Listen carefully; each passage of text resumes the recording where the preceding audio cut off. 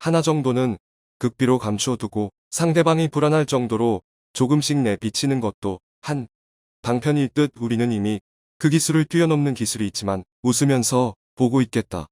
안녕하세요. 최근 동북아시아 정세가 급박하게 돌아가고 있습니다. 중국, 러시아, 북한 등이 극초음속 무기를 연구 개발하며 실전 배치를 앞두고 있는 상황에 러시아와 우크라이나의 갈등과 중국과 대만의 갈등 상황이 지속되고 있어 언제 어디서 무슨 일이 일어나도 전혀 이상하지 않은 분위기입니다. 상황이 이렇다 보니 동북아시아 각국은 국방력을 강화하는 정책을 펼치며 중국과 러시아는 압도적인 미국의 군사력을 한 번에 뒤집을 수 있는 극초음속 미사일 개발에 앞장서고 있습니다. 극초음속 미사일은 음속의 5배 이상의 속도로 목표물을 향해 날아가며 일정한 경로로 움직이는 게 아니라 변칙적이고 불규칙적인 움직임으로 날아가기에 현재의 요격 기술로 방어하는 것은 사실상 불가능에 가깝다는 게 전문가들의 의견입니다. 즉, 냉전 시대부터 현재까지 구축해둔 미사일 방어 시스템, MD 시스템이 무력화될 상황으로 특히 미국이 크게 위기감을 느끼고 있습니다. 극초음속 기술은 아직 제대로 완성한 국가가 몇 안 되며 심지어 미국마저도 마하 12의 속도를 목표로 진행한 극초음속 미사일 실험에서 보기 좋게 실패하며 체면을 구겼습니다. 현재 제대로 된 극초음속 미사일을 상용화한 국가는 러시아와 중국이 있으며 러시아의 극초음속 미사일 속도는 마하 6에서 7 정도 수준이며 중국은 마하 5 수준에 머물러 있습니다. 러시아와 중국이 미국의 본토와 항공모함 등 전략 자산을 순식간에 무력화할 수 있는 방법으로 극초음속 미사일을 선택하자 북한도 개발에 따라 나서고 있습니다. 최근 북한은 새해를 맞이하여 9일 동안 3번의 미사일을 발사했습니다. 해당 실험은 전부 극초음속 미사일 기술을 확보하기 위한 발사로 북한 당국은 사정거리 1000km의 마하 10 수준의 속도를 가진 극초음속 기술력을 확보했다고 발표했습니다. 하지만 한미 정보당국을 비롯한 군사 전문가들은 북한의 극초음속 기술력을 주시하고 분석한 결과 비행 궤적이나 사거리를 종합적으로 감안해보면 극초음속 기술 완성엔 상당히 멀었다고 평가하고 있습니다. 그럼에도 북한의 미사일 개발 속도가 최근 몇 년 사이 급격하게 발전했다는 것으로 주변국들이 긴장하고 있는 모습이며 그 중에서도 북한과 국경을 맞대고 있는 한국이 그동안 개발해온 극초음속 기술력을 공개할지 말지 입이 간질거리는 상황입니다. 한국이 최신 전략 자산을 공개할지 검토에 들어가자 중국 측에선 한국이 어떤 기술을 가지고 있든지 간에 제발 공개만은 하지 말아달라는 입장입니다. 중국이 평소와 다르게 왜 이런 행동을 하는지 자세히 알아보겠습니다. 일반적으로 군사적으로 경쟁 관계에 있는 국가들은 한 곳에서 신기술을 개발했다고 주장하면 이에 뒤처지지 않기 위해 그동안 자신들이 개발한 새로운 전략 자산을 공개하는 관습이 있습니다. 특히 이런 경향성은 한국의 가장 두드러지는 특징으로 지난해 북한이 잠수함 발사 미사일 SLBM을 공개하자 한국도 이에 지지 않고 그동안 개발해온 SLBM을 공개하는 대응을 보였습니다. 뿐만 아니라 미사일 사거리 제한이 폐지되고 나서 바로 며칠 뒤에 사거리 제한을 뛰어넘는 현무 4계열의 미사일을 공개했으며 이번 누리호 발사로 사실상 대륙간 탄도미사일인 ICBM급 발사체를 확보했다는 평가를 받고 있습니다. 2021년은 한국의 군사적 역량이 눈에 띄게 상승한 해로 한국의 자극을 받은 주변국들은 더욱더 군비 증강에 나서고 있는 상황입니다. 특히 일본이 2022년 예산안에서 국방비를 2배가량 증가시키는 등 무리수를 두고 있을 정도로 동북아시아의 긴장 상황이 매우 급박하게 돌아가고 있는데요. 이 중에서 가장 긴장하고 있는 국가는 바로 중국입니다. 며칠 전까지만 해도 중국은 군사적 긴장 상황을 유발하며 대만을 압박하는 정책을 펼쳤습니다. 거기에 더해 미국과 러시아의 우크라이나 갈등으로 혼란한 틈을 타 중국이 대만을 더욱 압박한다면 미중 갈등에서 유리한 위치를 점할 수 있음에도 불구하고 몇 주 전부터 중국은 매우 조용해진 태도를 보이고 있는데요. 그럴 만한 이유가 있습니다. 중국과 국제올림픽위원회는 베이징 동계올림픽이 3주 앞으로 다가온 상황이기에 최대한 군사적 긴장 상황을 줄이면서 전 세계 방송사들로부터 수십조 원에 달하는 광고를 받기 시작했기 때문입니다. 중국이 소극적인 태도를 보이는 이유가 있습니다. 올림픽을 3주 앞두고 있지만 미국과 캐나다, 호주 등 서방 세계의 강력한 보이콧을 받고 있어 10년 이상 공들이고 수십조 원을 쏟아부은 올림픽이 대위기인 상황입니다. 서방 정치계는 물론 상당수 기업들까지 중국의 인권을 문제 삼으며 웃달 보목 광고를 비롯한 제품을 홍보하지 않겠다고 나서는 가운데 중국이 올림픽으로 이루고자 하는 목표들이 물거품이 될 위기에 놓였기 때문입니다. 중국에서는 올림픽을 통해 세계 최초로 코로나 종식 선언을 하려는 계획을 세우고 있으며 그동안 코로나의 시작으로 불렸던 중국의 이미지를 바꾸고자 하는 목표와 세계 평화를 내세워 서방 세계의 중국에 대한 압박을 철수시키려는 속셈을 가지고 있습니다. 최근 급격하게 성장한 중국이 슬슬 본색을 드러내자 미국을 중심으로 한 서방국들의 제재 수준이 견디기 어려울 정도로 높아지고 있기 때문입니다. 이런 상황에 중국이 가장 우려하던 일이 일어나고 있습니다. 바로 북한이 일주일 내내 쉬지 않고 극초음속 미사일을 발사하고 있기 때문입니다.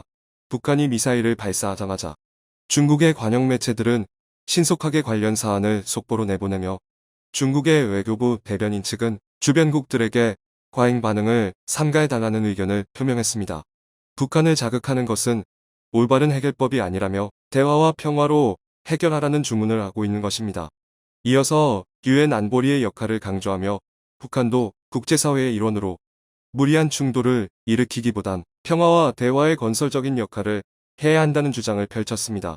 이어서 왕원빈 중국 대변인은 한반도 비핵화 프로세스와 더불어 북미 간 평화협정 등 동시행동 원칙에 따라 한국 등 주변국들이 평화적으로 해결하길 바란다는 의견을 밝혔습니다.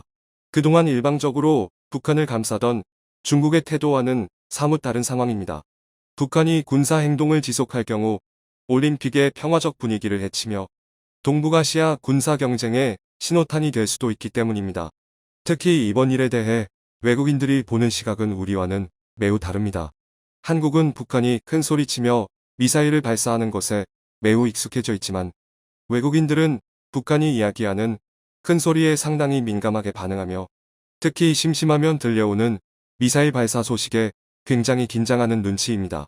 예를 들어 우리나라 사람들이 중동 지역의 불안정한 정세를 바라보는 것이 외국인들이 한반도 정세를 바라보는 것과 비슷하다는 이야기가 있을 정도로 한반도 정세는 국제사회에 큰 영향력을 가집니다.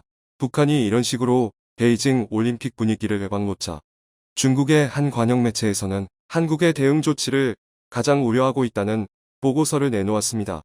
2021년 북한이 군사 도발을 할 때마다 한국은 SLBM 공개와 수천 킬로미터 사거리를 가진 ICBM급 현무 미사일 공개 등 그에 상응하는 전략 자산을 공개해왔다며 이번 북한의 극초음속 미사일 시험에 한국도 가만히 있지 않고 그동안 자체 개발해오던 극초음속 미사일을 국제사회에 내놓을지 공개 여부를 검토하고 있다는 것입니다. 실제로 우리 군 당국 측은 북한 극초음속 미사일 시험 발사에 대응하는 취지로 우리 군이 보유한 전략 신무기를 공개할지 검토하고 있습니다. 내부 소식통에 따르면 우리 군 당국이 수년 전부터 개발 중인 마하오 이상의 지대지 극초음속 미사일이 될 것이라는 소식이 나오는 가운데 이미 몇 개월 전 군 당국은 국방위원회 소속 국회의원들에게 극초음속 미사일의 성능을 공개한 적이 있기 때문입니다. 한국 정부는 그동안 북한과의 관계에서 굳이 마찰을 일으키지 않는 정책 방향을 고수했지만 북한의 SLBM과 대륙간 탄도미사일 ICBM과 같은 비대칭 전력에 대해서는 가만히 있지 않으며 더욱 높은 기술력을 확보한 비대칭 전략 자산이 있다는 것을 국제사회에 공개해왔습니다. 특히 한국이 공개를 앞두고 있는 극초음속 미사일은 2023년 개발 완료 및 실전 배치를 앞두고 있기에 현재 적절한 공개 시점을 잡고 있는 상황에 북한이 비슷한 계통의 무기를 시험 발사하는 지금이 최적의 공개 시점이 될 것이라는 전망이 나오고 있습니다. 한국의 전략자산 공개 소식에 북한보다는 중국이 크게 두려워하고 있습니다. 앞서 말했듯 한국이 전 세계적 화두인 극초음속 미사일을 공개하는 순간 중국의 군사적 위상이 추락하는 것은 물론이고 올림픽 분위기는 군사적 충돌 분위기에 완전히 묻히게 되기 때문입니다. 중국은 이번에 한국이 개발 중인 마하5 수준의 극초음속 미사일을 확보하고 있으면서 미국의 마하12 수준의 극초음속 시험이 실패하자 제대로 된 극초음속 기술은 중국과 러시아만이 가지고 있다며 자신만만한 상황이었기 때문입니다. 그런데 중국이 이렇게 자랑한 지 몇 개월 지나지 않아 북한도 중국 이상의 극초음속 기술력을 보유 중이면서 한국도 곧바로 공개하게 되면 중국의 군사적 위상은 땅에 떨어진다는 것입니다. 이어서 중국이 더욱 긴장하는 이유가 있습니다. 한국은 극초음속 관련 기술을 완벽한 기밀로 유지하고 있지만 군사 전문가들은 한국의 극초음속 기술을 다양한 방면에 적용할 것이라 보고 있습니다. 예를 들어 지상에서 지상으로 발사하는 지대지 미사일도 있고 공중에서 지상으로 발사하는 공대지 미사일, 군함에서 군함으로 발사하는 함대함 등 다양한 방식으로 운용될 것이라 추측하고 있습니다. 특히 한국은 중국이 수십조 원을 투입해 만들어낸 항공모함을 극초음속 단 한 발로 끝낼 수 있는 방안을 연구 중입니다. 최근 우리 군 당국은 자체 개발한 스텔스 전투기 KF-21 보라매에 장착할 수 있는 극초음속 미사일 개발을 합참에 요청했다고 밝혔습니다.